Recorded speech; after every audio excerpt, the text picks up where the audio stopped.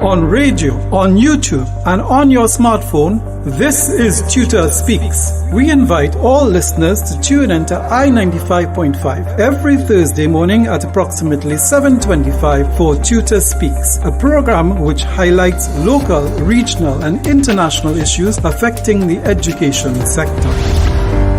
Good morning to all listeners and welcome to TTUTA Speaks. I'm your presenter, Barry Joel Desaine. During his budget presentation in Parliament on the 30th of September, Finance Minister Colm Imbert revealed that he had instructed the Chief Personnel Officer to commence negotiation with an offer of a 5% increase in salary for public servants for the period 2020 to 2022. The Trinidad and Tobago Unified Teachers Association was among the first to reject this posturing by the government in what is regarded as negotiations by public decree.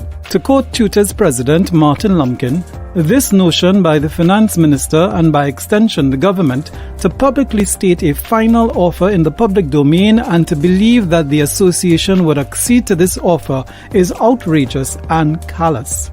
Since offers of any kind must first be considered by TUTA's General Council before a decision to accept or reject is made, it is essential to note that the declaration by TUTA's president is not at all about what was offered by the Minister of Finance.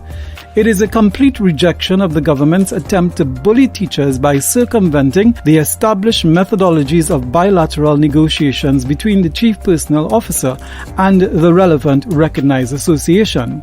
This objection has since been echoed by other trade unions. Additionally, it is also important to note that TUTA does not negotiate salaries using percentages.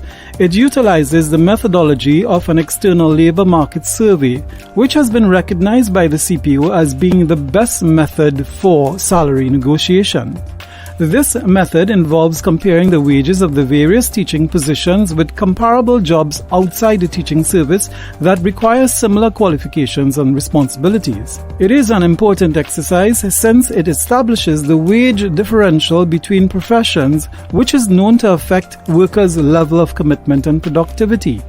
In negotiating for the 1999 to 2002 bargaining period, TUTA agreed to adopt this scientifically sound and internationally accepted method as a means of eliminating or at least narrowing the wage gap. Historically, teachers' salaries have been much lower than those of other professions. As a result, many highly qualified individuals never considered teaching as a career, and the few that do often leave the profession for more lucrative opportunities. Much to the detriment of the education system, this problem is more acute at the secondary and tertiary level, especially for subject areas such as science, mathematics, and the technical disciplines. Currently in Trinidad and Tobago, the teaching service is dominated by women to an approximate ratio of 5-1. As a result, there are now many primary schools that do not even have one male member of staff. It has been suggested that lower wages for teachers is a form of gender discrimination. Proponents of this view note that members of this female-dominated profession are often paid less than their counterparts in male-dominated careers for jobs requiring similar levels of qualification and responsibility. Additionally, based on the historical premise and practice that highly qualified men seek higher-paying jobs, others posit that there is correlation between the gender imbalance and the wage differential. Highly qualified men are simply not inclined to join the teaching profession because the salary is far better elsewhere. The external labor market survey methodology helps to strike the right balance between remuneration, terms and conditions of service, and overall job satisfaction. The aim is not only to determine fair wages, but also to attract and retain highly motivated, eminently qualified, and prominently skilled professionals into the teaching service because the nation's children deserve the best teachers. Consequently, it is not only in the best interest of teachers to have the wage gap bridged, but it is also in the best interest of all students, the national community, and even the government of Trinidad and Tobago. The association therefore looks forward to engaging with the office of the CPO as soon as possible using this established methodology for negotiating in good faith in the interest of all. You have been listening to Tutor Speaks. To contact us, please dial 610-3850.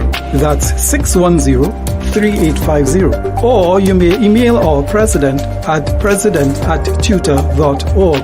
That's president@TTUTA.org. Please don't forget to subscribe to our YouTube channel where recordings of interviews, events, and other materials are uploaded regularly.